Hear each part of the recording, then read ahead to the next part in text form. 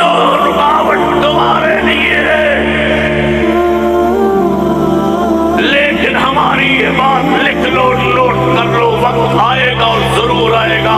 یہ میرے جوان، یہ میرے ساتھی، یہ میرے فاضلین، یہ میرے علماء انشاءاللہ پڑھتے جائیں گے اور تمہاری پابندیاں جوت کی کہ لوگ میرے ٹھکراتے جائیں گے اور مسلک کا غلغلہ مچاتے جائیں گے انشاءاللہ.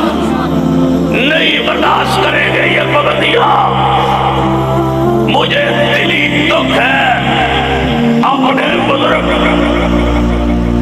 80 سال کے قریب جن کی عمر حافظ عبدالغفور صاحب جن کو جیل میں بند کیا گیا صرف اس وجہ سے کہ انہوں نے ماہ ربیع الاول میں جشن کے مروجہ جشن کے خلاف کچھ لکھا. سنو ہمارا موقف، ہمارا نظریہ وہی ہے جو حضرت حافظ صاحب نے لکھا ہے.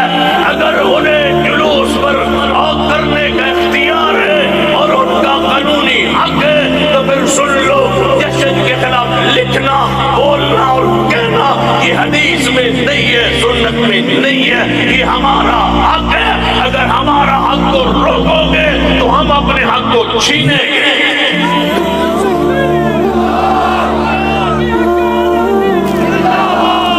ہم اپنے حقوق کو چھین کے لیں گے اور منوائیں گے کہ یہ دین میں نہیں ہے، سنت میں نہیں ہے. عقیدہ ختم نبوت کا تقاضا ہے کہ بدعت کو بدعت کہا جائے اور سنت کو سنت کہا جائے.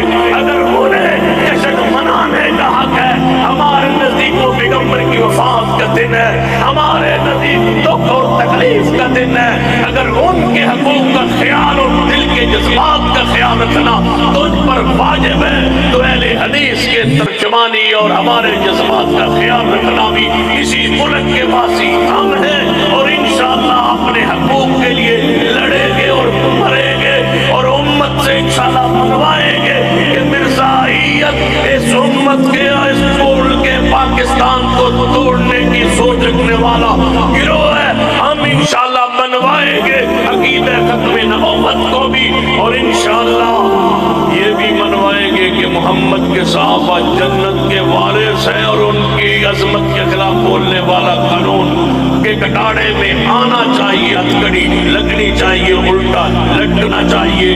انشاءاللہ ایسا بل آئے گا.